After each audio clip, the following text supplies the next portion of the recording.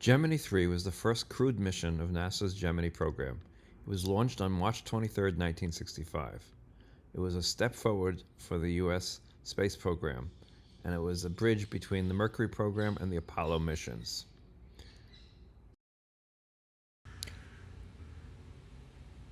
The duration of the flight was 4 hours, 52 minutes, and 31 minutes, and it completed 3 orbits of the Earth after being launched from Cape Kennedy aboard a Titan II missile.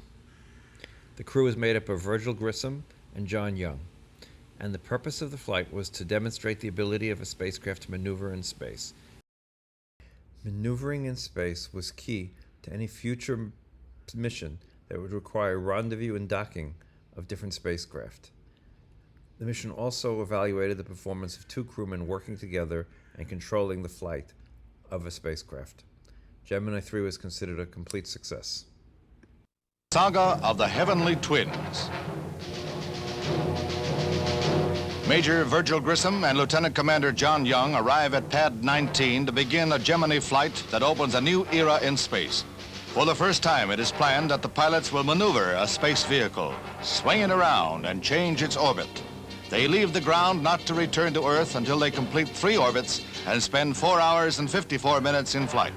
The Gemini is much more sophisticated and versatile vehicle than the Mercury.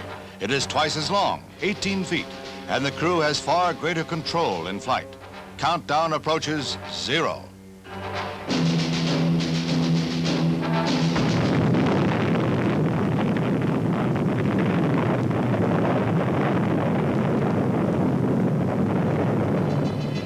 All eyes are on the Gemini 3, the Molly Brown, as it soars majestically towards its orbit, boosted skywards by the mighty Titan II.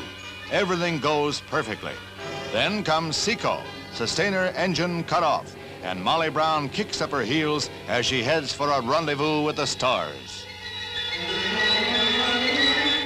Animation recreates an historic moment. With fuel carried in the ball-like tanks, jets are fired that change the orbit and demonstrate the ship's maneuverability. The twins are then able to return the capsule once more to its original path.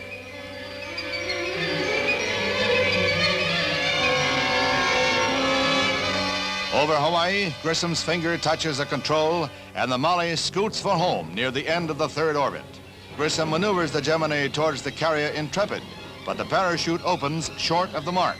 Not quite a bullseye, but close enough to have both men home safe. There is a 12-minute period of anxiety before a search plane spots the Molly B, and copters take off from the Intrepid to pick up the 2 men. The astronauts shed their hot spacesuits while awaiting the pickup after 28 minutes of bobbing about. Grissom is the first to be hauled aloft to the helicopter.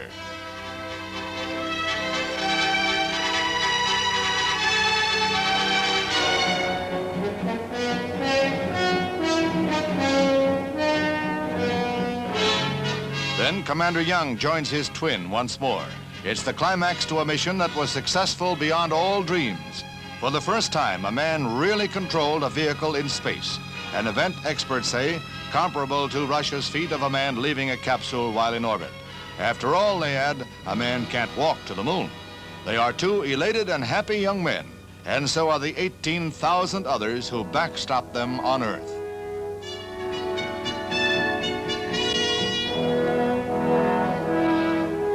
An hour later, the Molly Brown is safe on the carrier, and the 2 astronauts look her over.